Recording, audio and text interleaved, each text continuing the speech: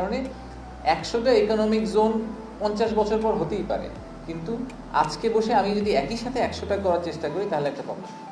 So এই কারণে আমি ইকোনমিক জোন 100 থেকে কমে 5-এ নিয়ে এসেছি।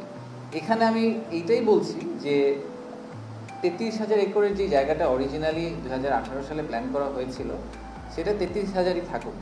সেই জায়গাটাকে ইউটিলাইজেশন পয়েন্ট অফ ভিউ থেকে 10 গিগাওয়াটের পাওয়ার প্রোডাকশন না করে ওখানে 2 গিগাওয়াট পাওয়ার করে why not use the remaining space for something else.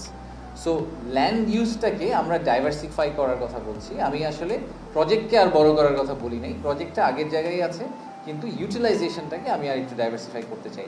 That is the view of the current leadership. Of course হতেই পারে আমরা একটা ভিশন দাঁড় করিয়ে দিয়ে চলে যাব, আমি এই জন্যই এটাকে বলেছি এটা living master plan, it can change. Of course ভবিষ্যতে যে লিডার আসবেন উনি যদি মনে করেন না ফিশ প্রসেসিংয়ে বাংলাদেশ আসলে যাওয়ার কোনো দরকার নেই, ফিশিং পিলারটাকে বন্ধ করে দেন, দরকার নেই, এটা ফিশিং নিয়ে আমাদের চিন্তা করা দরকার নেই, আমরা নদীর উপরে থাকি আর ল্যান্ডের উপর থাকি, সমুদ্রে আমাদের যাওয়া দরকার নেই। They can obviously decide what they want to do. আমি আমার জ্ঞানে যতটুকু ধরে এবং আমরা যে এক্সপার্টদের সাথে কথা বলছি তাদের পার্সপেক্টিভের বেস করে আমাদের যেটা রাইট মনে হচ্ছে সেই ভিশনটার উপর বেস করে আমি নেক্সট 120 দিনের কাজ করব। এরপরে যিনি লিডারশিপে আসবেন, যিনি এক্সিকিউটিভ চেয়ারম্যান হবে মিরার, উনি যদি একটু জাহাজটাকে একটু বায়ে চাপা ঘোরাতে চান, ডানে ঘোরাতে চান, উনি ঘোরাবেন।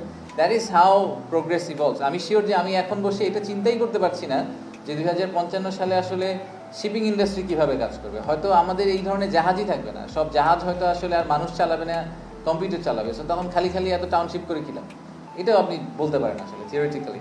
So nobody knows how 2055 will look like, but we have to start from somewhere. So সেই জন্য আমরা একটা স্টার্টিং পয়েন্ট দাঁড় করানোর চেষ্টা করছি। This is our vision.